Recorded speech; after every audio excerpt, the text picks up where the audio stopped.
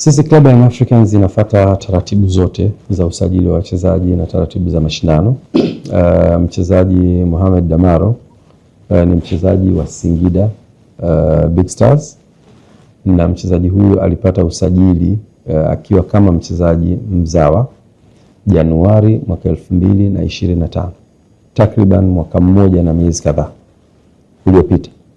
Alikuwa amesajiliwa kama mchezaji wa Kitanzania, na katika utaratibu wa usajili ni kwamba ukisha msajili mchezaji unapata leseni. Ile leseni inakupa tafsiri ya kwamba mchezaji huyu ni mchezaji wa kigeni na mchezaji huyu ni mchezaji mzawa, kwa maana mchezaji Mtanzania. Kwa leseni ya Mohamed Damaro inasoma kama mchezaji wa Kitanzania kutoka Januari 2025.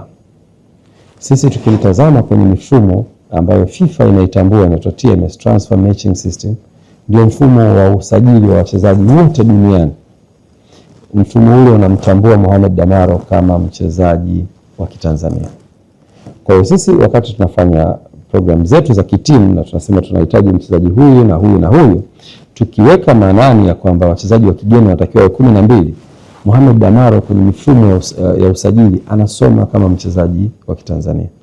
Kwa hiyo wakati tunamuomba kutoka Singida mwaka mmoja baada ya kupata usajili huo, kwa maana Januari 2026, tulimuomba akiwa mchezaji ambaye anasomeka kwenye mfumo kama mchezaji wa Kitanzania. Kwa hiyo sisi kama Yanga ukituingiza kwenye hilo sakata utatukosea. Mchezaji huyu alikuwa anatambulika kama Mtanzania mwaka mmoja uliopita.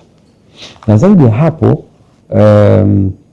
usajili wa msimu uliopita ulimruhusu kucheza nusu ya msimu, kwa maana Januari 25 mpaka mwisho wa msimu akiwa kama Mtanzania. Na baada ya hapo usajili mpya wa msimu huu wa 25 26 akapata leseni mpya tena inayomtambua kama Mtanzania. Na leseni hiyo sisi Januari wakati tunamuomba kutokea Singida alikuwa anaitumia leseni hiyo inayotolewa na mamlaka husika. Na mamlaka zenyewe ni mamlaka zinazoendesha mpira Tanzania kwa maana TFF. Lakini kabla tunarudi nyuma, tunaona akiwa na pasipoti ya Tanzania na tunamuona akiwa ametajwa kwenye press release kutoka uhamiaji, mamlaka inayotoa utaifa wa mtu ikimtambua kama Mtanzania. Sisi huko hatupo.